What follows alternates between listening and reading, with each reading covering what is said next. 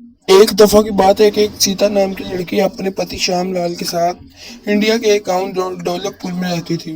वो बहुत खुशहाल जिंदगी जी रहे थे कि एक दिन सूरज की ऐसी तपश आई कि श्याम लाल को अपनी खेत की याद आई। वो अपनी पत्नी से कहता कि खेत में मैंने जाना है। तो वो खेत में जा रहा था कि उसे एक शेर मिला।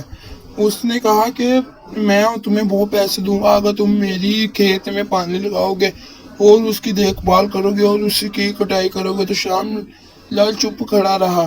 तो वो कहता मैं तुम्हें माला माल कर दूंगा और ये पानी का चश्मा भी तुम्हारे नाम कर दूंगा और तुम अपनी खेत में इसे ले इसका पानी डाल सकोगे। तो श्यामलाल तब भी चुप रहा। तो सेठ जी ने कहा क्या हुआ श्यामलाल।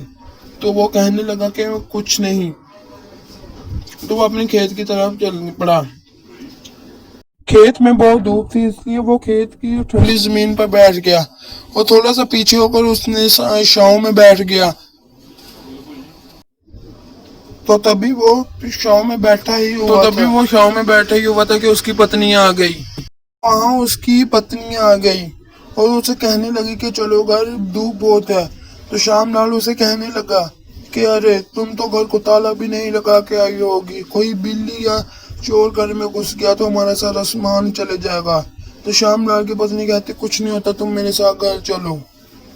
तो श्यामलाल तो तभी उसकी पत्नी ने उससे बोला कि अरे बाप रे, आज तो बहुत धूप है, घर चलो मैं आपसे बात कर।